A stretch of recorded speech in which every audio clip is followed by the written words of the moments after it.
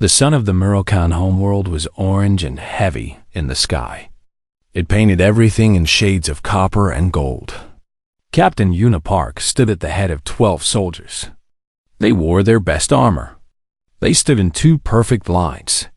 Between them was a path of white stone that led to the doors of the Terran embassy. Today was important. Today could mean peace or war. Yuna kept her face calm. Inside, her heart beat fast. 3 years of fighting. 3 years of funerals. 3 years of mothers crying over empty beds. All of it could end today if these talks went well. She heard the sound first. A low humming. The Murokan transport ship came down from the clouds like a great silver fish. It landed softly at the far end of the courtyard. Dust rose and fell. The engine went quiet. The doors of the ship opened. Ambassador Vela stepped out. Yuna had seen pictures, but pictures did not prepare her.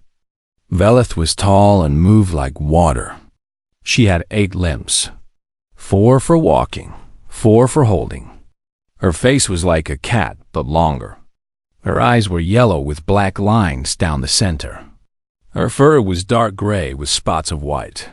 She wore robes of deep purple. Gold chains hung from her neck. Behind Velith came 6 Murokan warriors. They were bigger than her.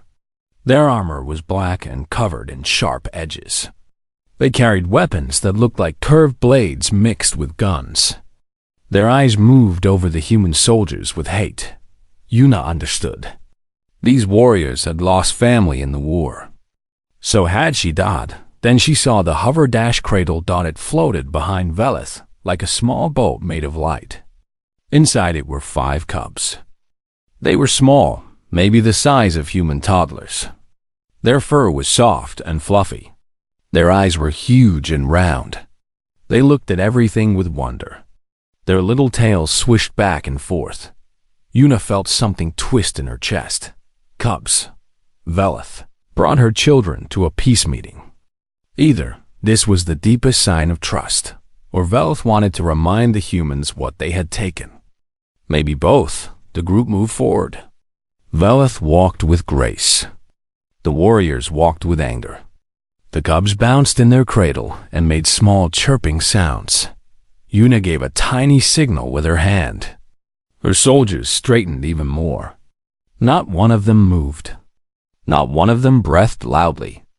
This was the moment. Protocol was clear. No one crosses the guard line. The ambassador walks through. The soldiers stay like statues. Simple dog, but cubs do not understand. Protocol. One of them climbed over the edge of the hover cradle. Its little claws gripped the rim. Its back legs kicked in the air. Then it tumbled out and landed on the white stone path with a soft thump. Everything stopped. The cub sat up. It shook its head. Its fur was orange with black stripes. It looked around with curious eyes. Then it saw Private Wujinbeek. Wujin was the tallest soldier in the unit. He was wide and strong. His armor made him look like a walking fortress. His face was hard and serious. The cub chirped. It got up on its 4 little legs. It started walking toward Wujin. The Murokan warriors reached for their weapons. Yuna saw Velith's claws slide out. Each one was long and curved and sharp enough to cut through steel. Her own soldiers tensed. Hands moved toward guns. The air became thick with danger. One wrong move. One wrong sound. And 3 years of ceasefire would burn away in seconds. The cub kept walking. It did not know about war. It did not know about death. It only saw something interesting and wanted to look at it. Yuna made her choice. She broke protocol first. She stepped forward, out of her position. She heard Sergeant Taiwu make a small sound of surprise behind her. She ignored it. She walked 3 steps and then dropped to 1 knee. She was now between the cub and Wujin. She pulled off her glove. She held out her bare hand, palm up. The cub stopped. It tilted its head. Its ears went up and then down. It sniffed the air. The Murokam warriors growled. Low, dangerous sounds. Velith raised one clawed hand. The warriors went silent. The cub moved closer to Yuna, step by step. Its nose twitched. It reached her hand and pressed its small wet nose against her palm. It sniffed. Then it licked her finger with a tiny rough tongue. Yuna did not move. She did not smile. She just let the cub explore. Then something wonderful and terrible happened. The other 4 cubs escaped from the cradle. They poured out like water from a broken cup. They tumbled and rolled and found their feet. And they all ran toward the line of human soldiers. One cub grabbed Corporal Hannah's boot and started chewing on the lace. Another climbed up Sergeant Taiwu's leg like he was a tree. A third sat in front of Private Minho and stared up at him with huge eyes. The 4th ran in circles around the soldiers, chasing its own tail. The orange cub in front of Yuna chirped again. Then it walked past her. It walked right up to Wujin. It raised its front paws in the air. It wanted to be picked up. While Yuan looked at Velith. The ambassador had not moved. Her claws were still out. But her eyes were different now. She was watching, waiting, testing. This was not an accident. This was a test. Could humans be trusted with Moroccan children? Yuna saw the answer in Velith's eyes. If any soldier hurt a cub, even by accident, there would be no peace. There would only be blood. The weight of 2 worlds sat on Yuna's shoulders. She looked at her soldiers. They were good people. She trusted them. She nodded at Wu Jin. Slowly, carefully, the big soldier bent down. He opened his armored hands. The orange cub jumped into them. Wu Jin lifted the cub to his chest. The cub purred. The sound was small but loud in the silence. Velith's claws slid back in, but she did not speak. She only watched as her cubs inspected each human soldier, like tiny commanders checking their troops. The test had only just begun. The cubs moved through the guard line like they owned it. Their small paws clicked against the white stone. Their tails swished left and right. They sniffed everything. They touched everything. They climbed everything. Captain Yuna stood still and watched. Her heart was still beating fast, but now for a different reason. This was not just cute. This was important. Every second mattered. Every small movement could change history. She looked at her soldiers. They were trying so hard. Their faces were blank. Their bodies were stiff. But she could see the strain in their eyes. Corporal Hannah had the hardest time. The gray cub with white spots had decided her leg was the best climbing post in the courtyard. It dug its tiny claws into the gaps of her armor. It pulled itself up inch by inch. Its back legs kicked against her knee. Hannah's lip twitched. Her eyes went wide. She looked at Yuna with panic. Una gave her a tiny shake of the head. Stay still. Do not move. Hannah closed her eyes. She took a breath. She stood like a statue, while the cub reached her hip and sat there like a small king on a throne. Sergeant Taiwu had his own problem. A black cub with orange eyes had grabbed his service ribbon. The ribbon was pinned to his chest. It was important. He had earned it for bravery in the first battle of the war. Now a small alien was pulling on it with both paws, trying to tear it off. Taiwu's jaw went tight. A muscle jumped in his cheek. But he did not move. He did not even look down. He stared straight ahead while the cub yanked and tugged and made small, angry sounds. Lieutenant Sun Wujiang watched from the communications post near the embassy door. He was recording everything. His camera drone floated above the courtyard, capturing every moment. His hands shook a little as he worked. He understood something the others did not have time to think about. He had studied Moroccan culture for years. He knew their ways. Among the Moroccan people, cubs were everything. They were the future. They were hope. They were the most protected things in the entire species. Merokan parents would die for their cubs without a second thought. Merokan warriors would burn worlds to keep cubs safe. And here was Ambassador Velith, letting her cubs crawl all over alien soldiers. This was not careless. This was not an accident. This was the deepest test of trust that a Merokan could give. If the humans passed, peace was possible. If they failed, war would come before sunset. Samu sent a quiet message to Yuna's earpiece. "Captain, this is a formal Merokan trust ritual. The cubs are judging us. Velith will accept the judgment of her children." Yuna heard the message. Her face did not change, but inside she felt the weight grow heavier. Children would decide the fate of two species. It was strange. It was beautiful. It was terrifying. Private Wujin still held the orange cub. The small creature had curled up against his chest plate. Its eyes were half closed. Its purring filled the air like a small motor. Wujin looked down at it with soft eyes. He had always loved children. Human children, at least. But this small alien felt the same in his arms. Warm, trusting, innocent. The cub opened one eye. It looked up at Wujin's face. Then it reached up with one paw and touched his chin. Wujin smiled. He could not help it. The smile broke through his soldier face like sunlight through clouds. One of the Merokan warriors growled. It was a deep, angry sound.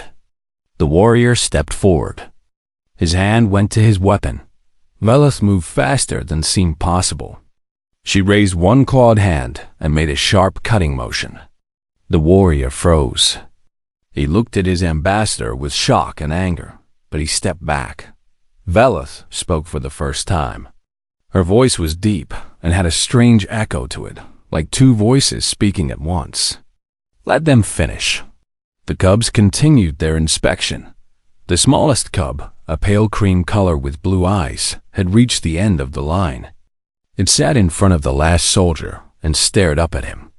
The soldier was Private Minho, a young man barely 20 years old. He had only been in the unit for 3 months. He had never seen combat. He had never faced a test like this. The cub stared at him. He stared back. Neither moved. Then the cub stood up on its back legs. It wobbled a little. It reached up with both front paws. It wanted to touch his face. Minho looked at Yuna. His eyes were asking permission. She nodded once. Slowly, carefully, Minho bent down. He brought his face close to the cub. The small creature placed both paws on his cheeks. Its pads were soft and warm. It leaned close and sniffed his nose. Then it sneezed. The sound was tiny. A small puff of air. The cub shook its head and made a funny face. Minho laughed. He could not stop it. The laugh came out before he could catch it. It was a warm, happy sound. The courtyard went silent. The Merokan warriors tensed. Hands went to weapons again. But then something amazing happened. The cub started laughing too. It was not human laughter. It was a strange chirping sound mixed with high purrs. But it was clearly joy. The cubs looked at Minho and made their laughing sounds. Their tails wagged fast. The gray cub on Hannah's hip chirped. The black cub let go of Taiwu's ribbon and bounced up and down. The orange cub in Wujin's arms opened both eyes and purred louder.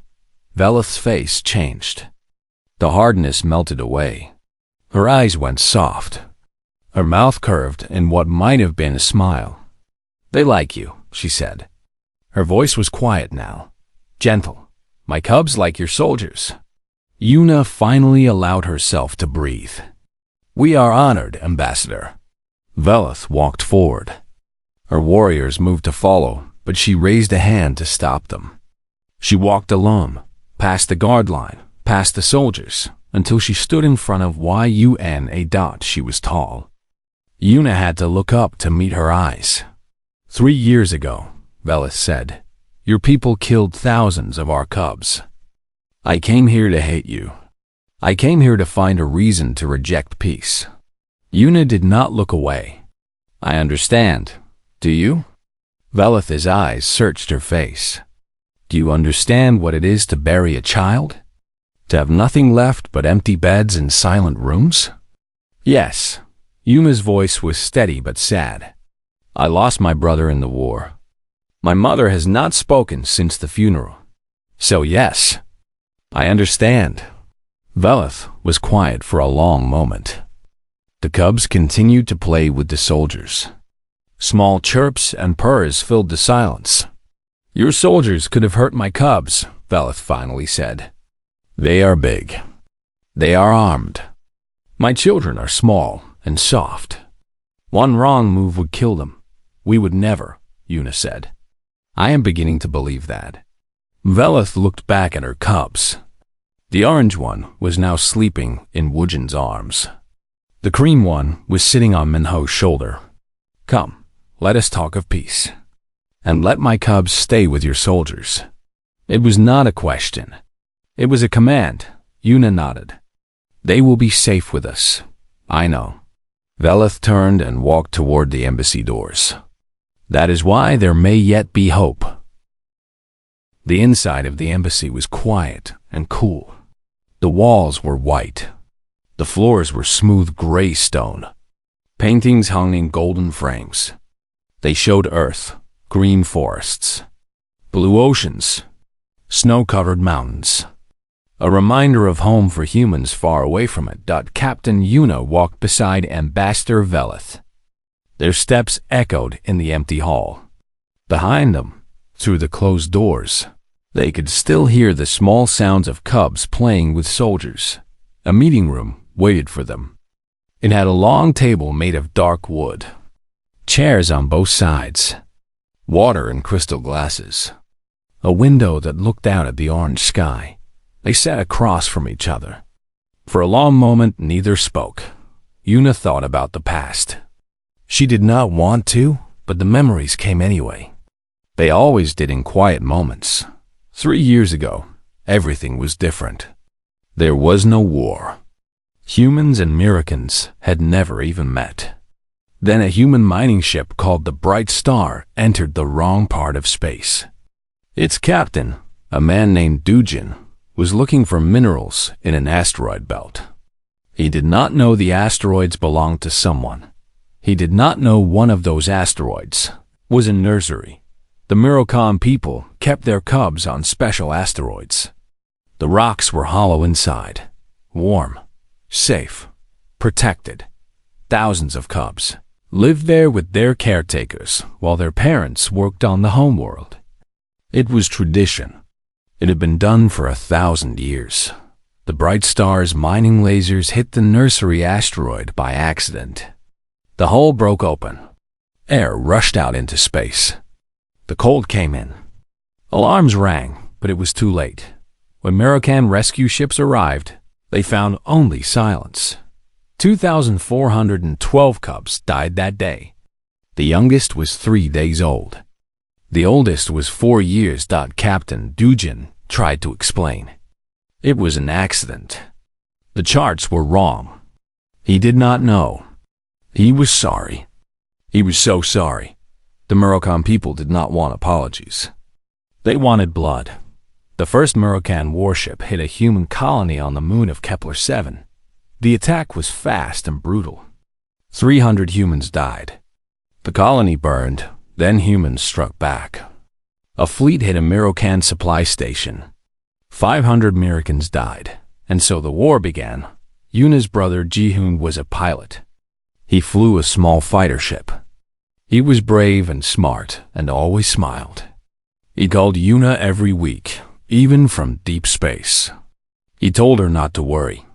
He told her he would be home soon. He died in the Battle of the Red Nebula. His ship was hit by Mirocan weapons.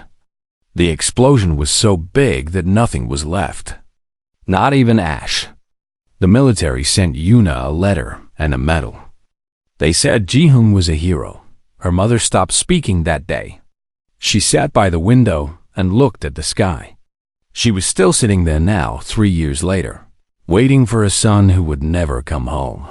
Yuna carried that grief with her always.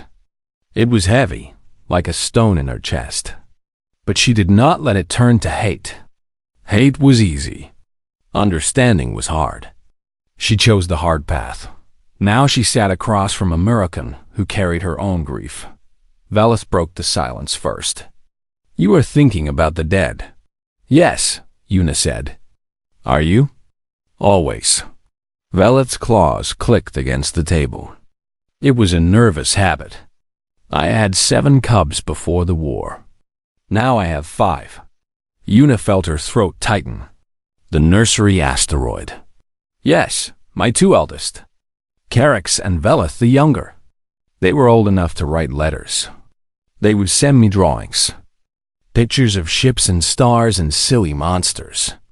Velith's voice shook. "The drawings were my cabin on the warship. I looked at them every night. I asked them for strength to keep fighting." "I am sorry," Una said. The words felt small, useless, but they were true.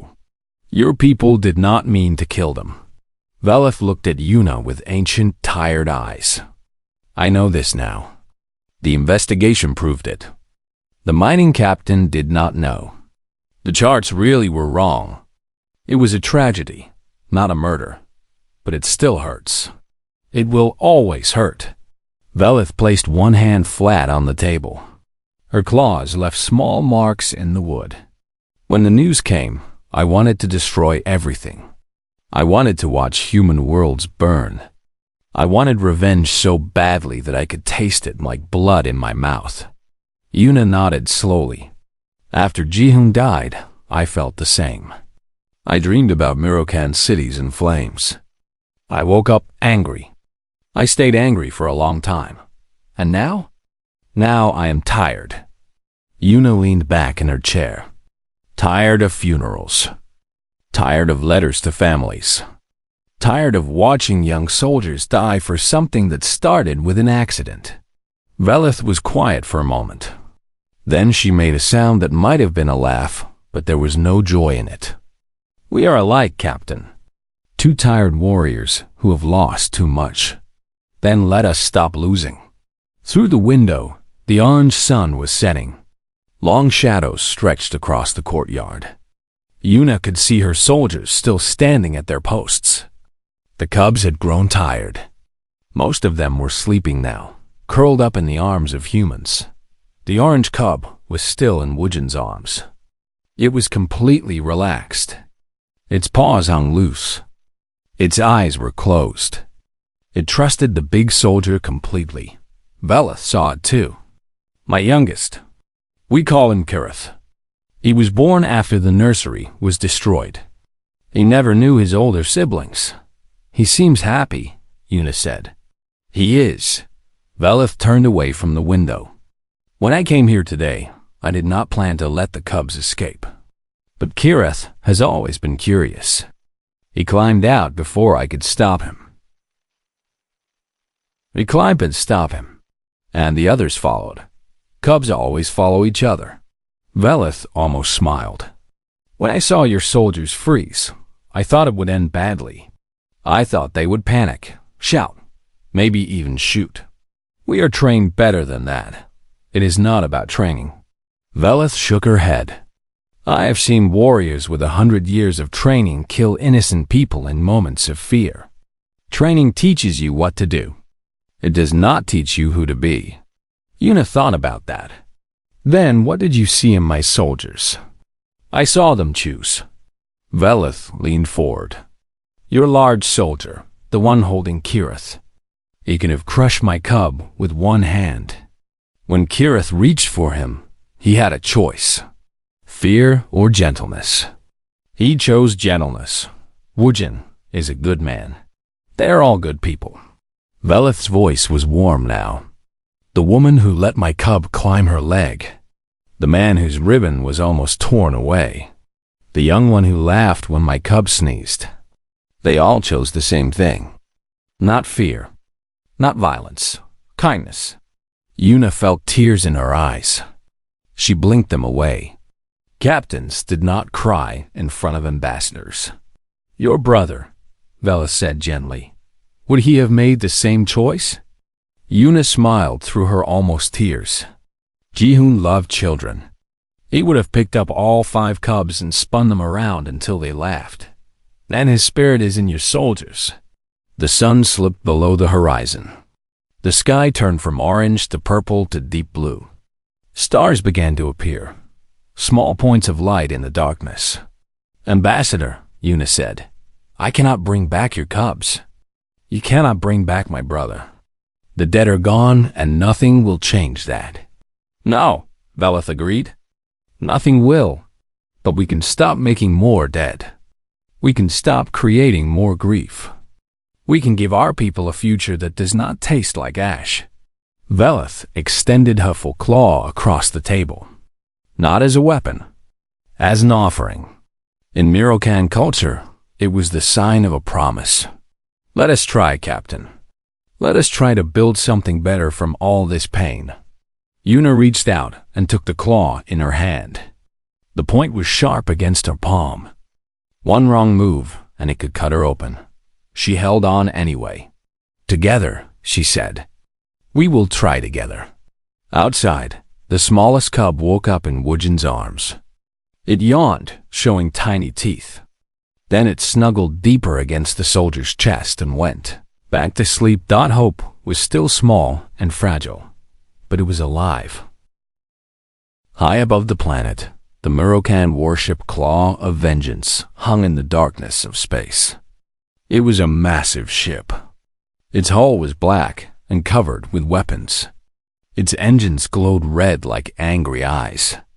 Inside, 300 warriors waited for orders.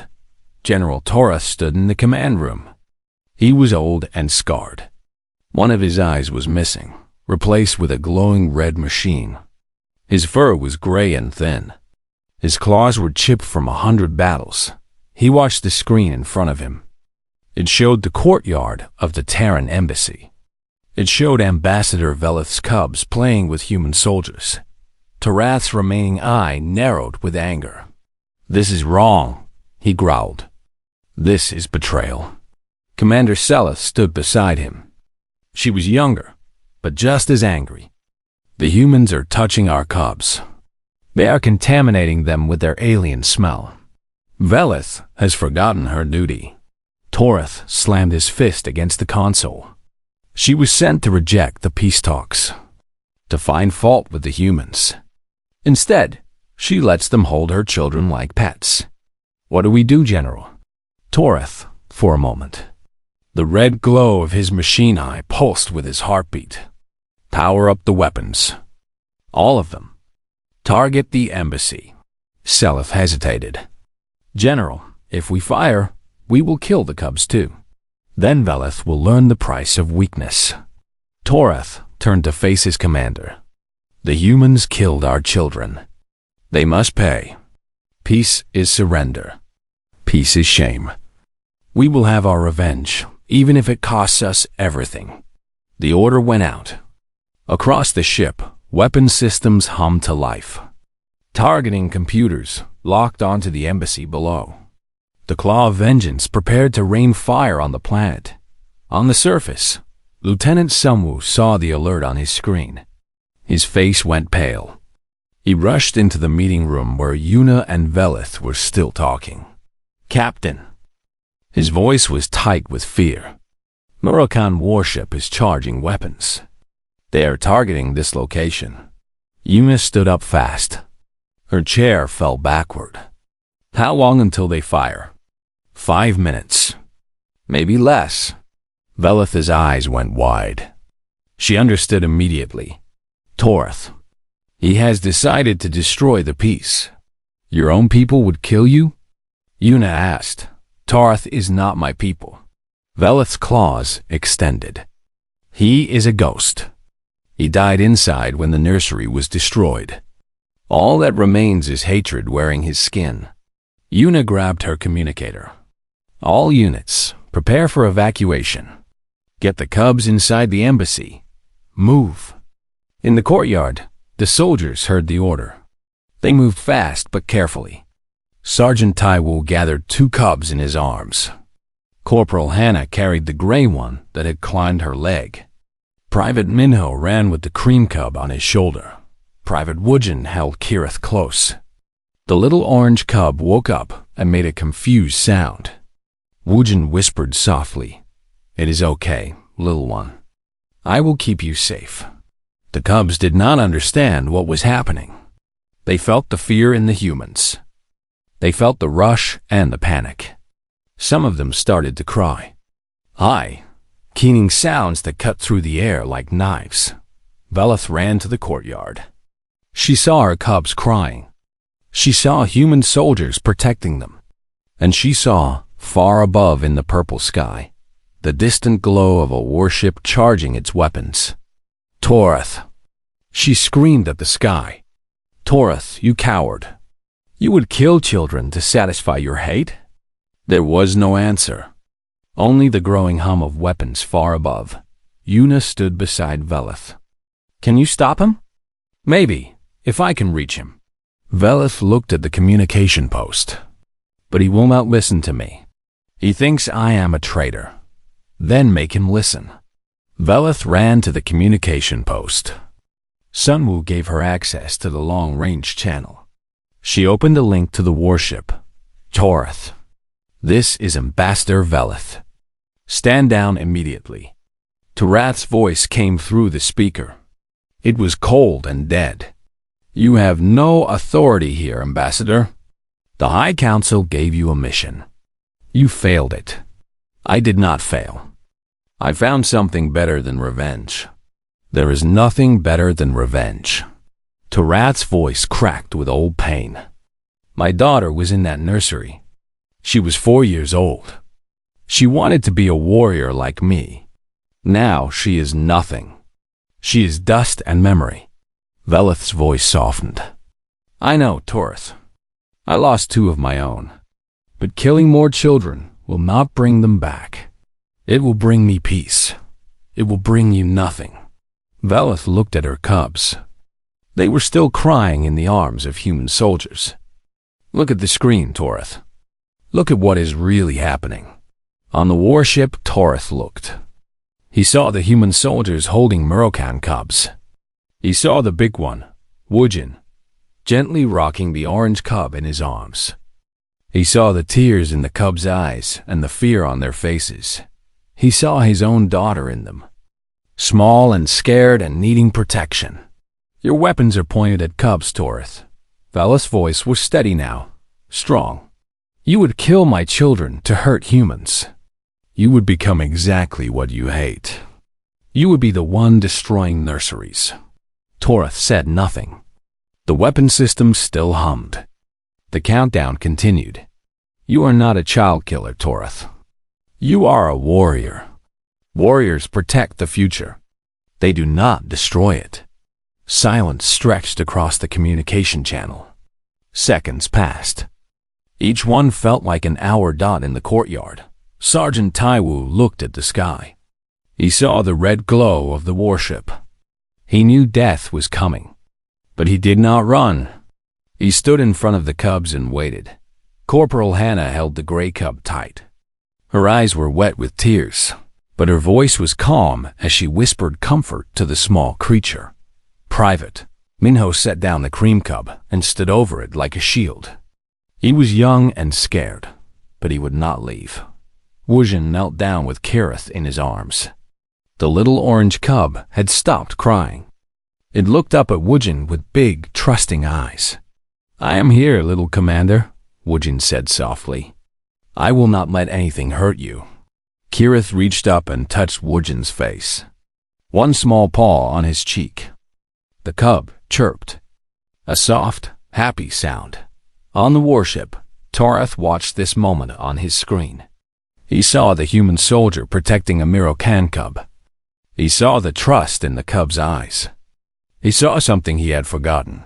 Existed. Hope that his daughter had looked at him that way once. Trusting, loving, before she was taken from him. "General," Commander Celis said urgently, "the weapons are ready. Shall we fire?" Torith closed his remaining eye. He thought about his daughter. He thought about what she would say if she could see him now. He thought about the cubs on that screen and the humans protecting them. "No," he said finally. His voice was old and tired. "Stand down. Power down the weapons." "General?" I said, "Stand down." Tarath's voice cracked. He turned away from the screen. "I am done killing children. I am done being the monster. Let them have their peace." On the surface, the red glow of the warship faded. The weapon systems went quiet. The countdown stopped. Sunwoo looked at his screen in disbelief. "They are standing down. The weapons are powering down." Yuna let out a breath she did not know she was holding. Her legs felt weak. She wanted to collapse, but she stayed standing. Velis closed her eyes. "Thank you, Torath," she whispered to the sky. "Thank you for remembering who you were." In the courtyard, Kirith was still looking up at Woojin.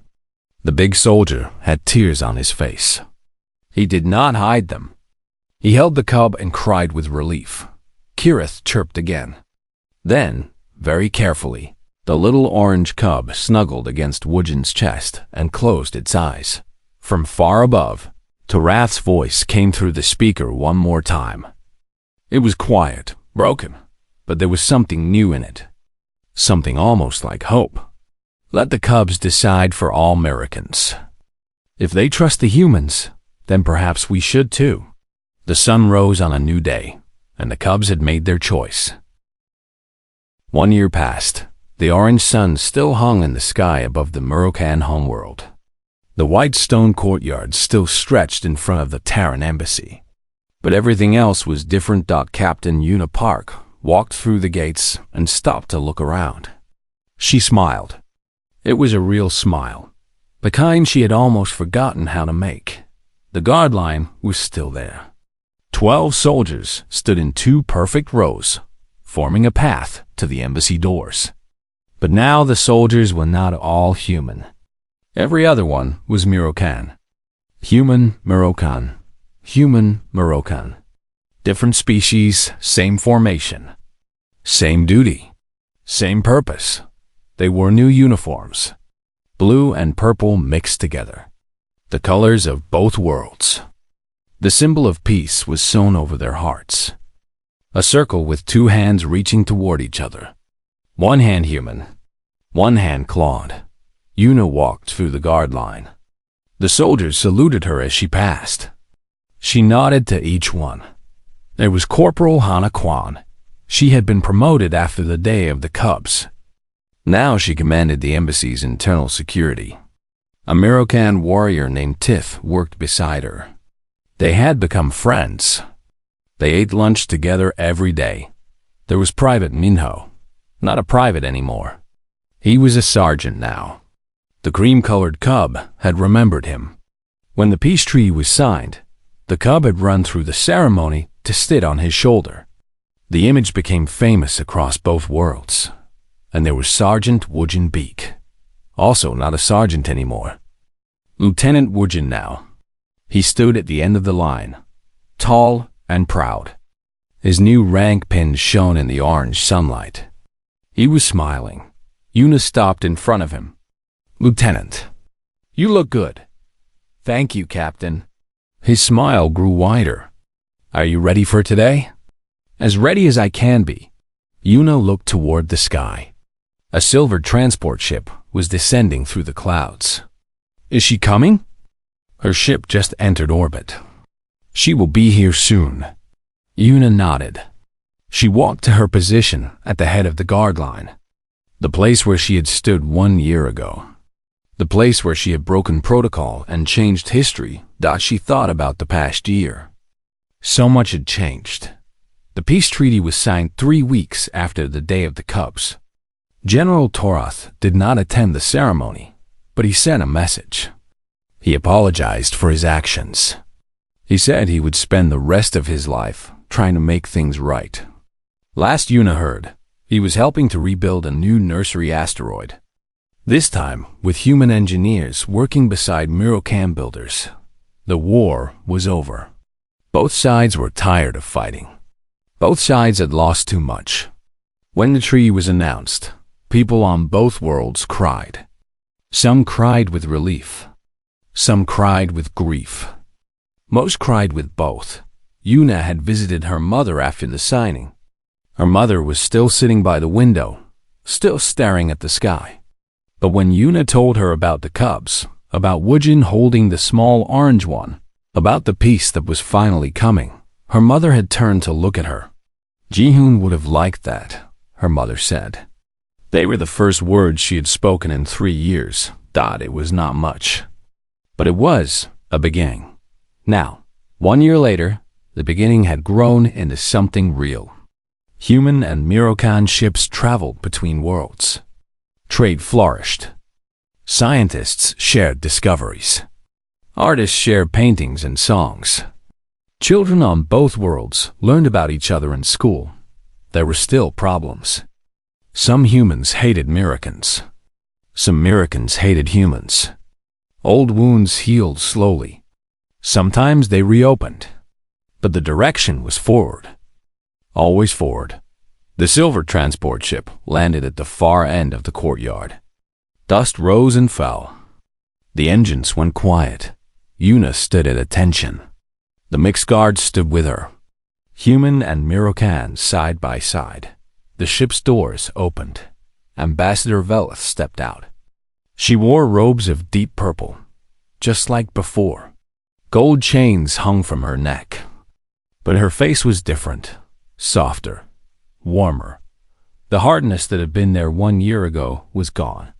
Behind her came the cubs. They were bigger now. Still young, but no longer babies. They walked on their own legs, steady and sure. Their tails swished with excitement. Their eyes were bright with happiness. They remembered this place. Kirith was at the front. The little orange cub with black stripes. Except he was not so little anymore. He was almost as tall as Yuna's waist. His fur had grown thicker. His stripes were darker. But his eyes were the same, curious, trusting, full of joy. He saw Woojin. He ran. The little commander broke away from his siblings and sprinted across the courtyard. His paws slapped against the white stone. His chirping filled the air like laughter. Woojin broke formation. He knelt down and opened his arms. Kirith leaped into them. The orange cub wrapped his limbs around the big soldier and purred, so loud that everyone could hear it. Woojin stood up with Kirith in his arms, just like 1 year ago. But now the cub was heavier. Now Woojin's eyes were full of tears that he let fall freely. "Hello, Commander," Woojin said. His voice was thick with emotion. "I missed you." Kirith chirped and pressed his forehead against Woojin's cheek. In Mirokan culture, it was the sign of family, the sign of belonging. Velith walked forward. She stopped in front of Yuna. They looked at each other for a long moment. "Captain," Velith said, "it is good to see you again, Ambassador." Yuna allowed herself to smile. "Your cubs have grown." "They have." Velith looked at her children. The other 4 had reached the guard line and were greeting the soldiers like old friends. The gray one was climbing Hannah again. The cream one had found Minho and was sitting on his shoulder. The black one was showing the Mirokan soldiers a trick it had learned. The 5th, a dark brown one, was walking the line and inspecting each soldier with serious eyes. "They do this at home too," Velith said. "They line up their toys and walk past them like commanders on inspection. I think your soldiers taught them that. Or maybe they taught us something." Yuna watched the cubs. "Something we had forgotten." Velith nodded. "How to be gentle. How to trust. How to see strangers as friends instead of enemies. How to let children lead the way." A crowd had gathered outside the courtyard. Humans and Mirokans stood together, watching the reunion. Some of them were holding cameras. Some of them were crying. All of them were smiling. Velith turned to face the crowd. Her voice rose clear and strong.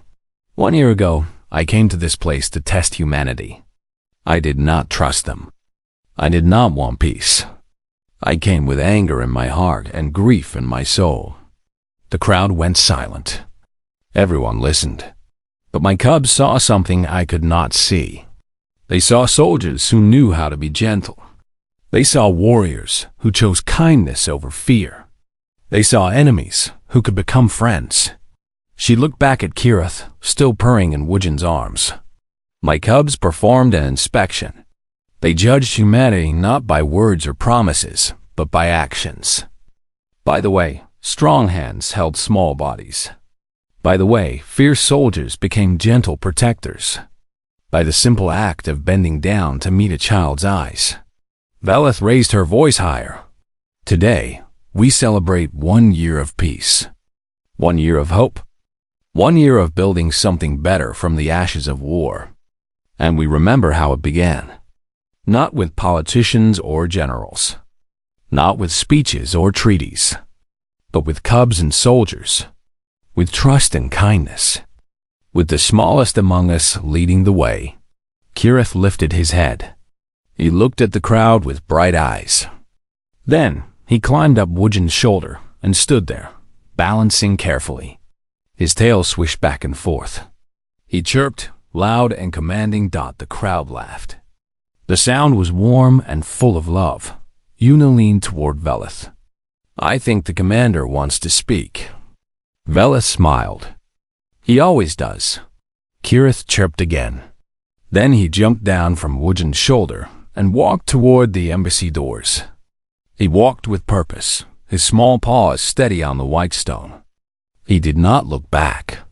He expected everyone to follow, and they did. Human and Mirocan soldiers formed up behind him. Velith and Yuna walked side by side. The other cubs joined their brother. The crowd followed at a respectful distance. A small orange cub led 2 worlds into the embassy, led them into peace. Led them into the future. Lieutenant Wujin walked at the back of the procession. His eyes were still wet with tears. His heart was full of something he could not name. Pride, maybe. Or hope. Or love. Sergeant Taiwu walked beside him. The older soldier looked at Wujin with a rare smile. Who would have thought, Taiwu said, that peace would be led by a ball of fluff with stripes? Wujin laughed. It was a good sound. A healing sound. Commander Kirith knows what he is doing, Wujin said. He always did. Ahead of them, the little orange cub reached the embassy doors. He turned around and looked at the gathering behind him. Humans and Miracans, soldiers and civilians, cubs and adults. All following him. All trusting him. Kirith chirped one more time. Then he walked through the doors. And everyone followed him into a future that was bright with hope. The war was over. The peace had begun. And it all started when she walked past the guard line. And the cubs inspected each trooper like commanders on a quality check.